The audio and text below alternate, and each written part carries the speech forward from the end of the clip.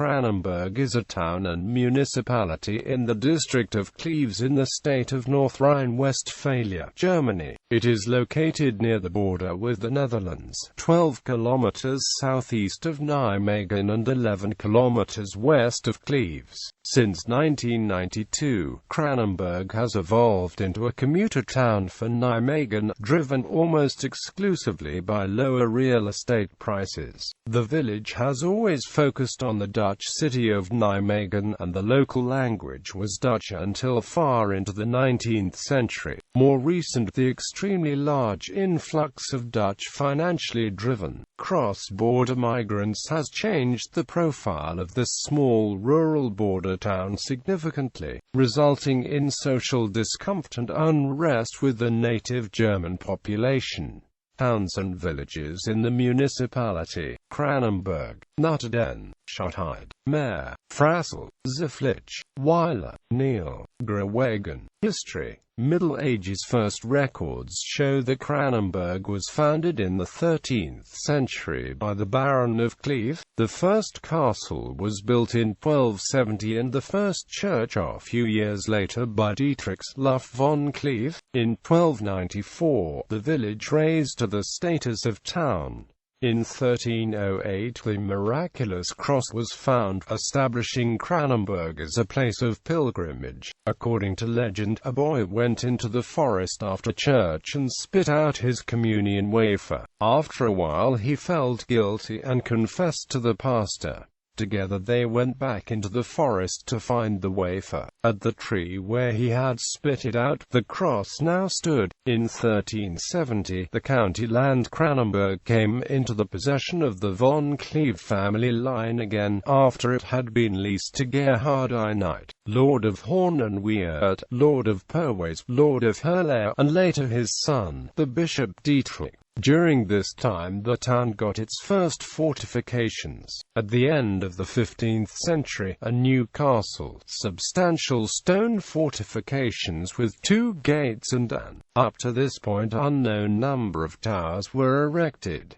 The most southern of these towers acted as the town windmill. The town bloomed most prosperously during the first half of the 15th century, which resulted in the construction of the large Gothic St. Peter and Paul Church. In 1436, the St. Martin's Priory was moved to Kranenburg from Ziflich. In 1445-46, followed by the Augustinian women's nunnery, Katharinehof Kranenburg, which was established in the Kranenburger Mühlenstrasse as an auxiliary branch of the Clever Nunnery of Mount Sion. After a fierce religious feud over the new prince-bishop within the Munster Cathedral chapter since 1450, the Kranenburger Treaty was signed in Kranenburg in 1457, of signing John II of Pfalz-Simon as the new prince-bishop. Early Renaissance, multiple town fires and floods diminished the prosperity that Kranenburg had known during the Middle Ages. With the end of the hereditary lineage of the Duchy of Jülich-Kleebergischen in 1609, County Kranenburg and the Duchy of Cleves became the property of Lords of Brandenburg, Prussia. In 1675, Frederick William, Elector of Brandenburg, gave Kranenburg to his personal physician, Arnold Fay. After his death in 1678, Kranenburg returned into the possession of the family of Brandenburg, Prussia. Around 1650, the Reformed Congregation of Kranenburg was founded, and got a small church in 1723. The historic town hall was destroyed completely by fire in 1789. In 1800, the then derelict town gates were demolished. 19th and 20th century. During the Napoleonic Wars and subsequent French occupation, Kranenburg was a separate canton within the Département de l'Hérault and temporarily the most northern location of the Napoleonic Empire. At the same time, it however lost its town privileges.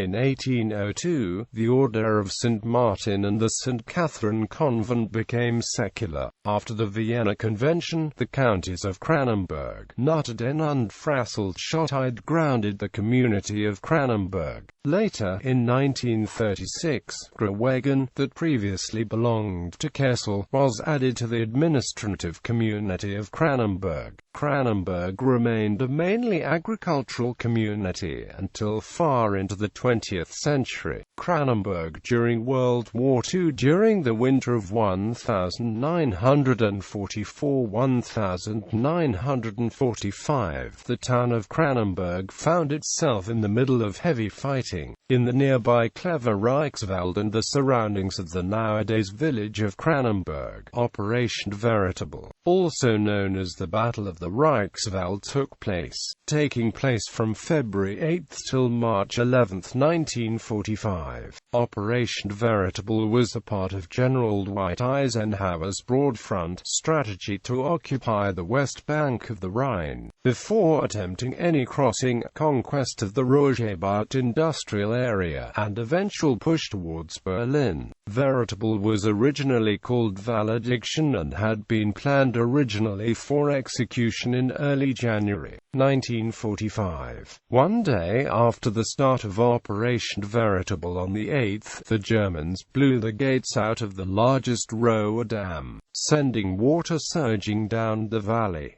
The next day they added to the flooding by doing the same to dams further upstream on the Rohr and the Urft. The river rose at 2 feet an hour and the valley downstream to the Meuse stayed flooded for about 2 weeks.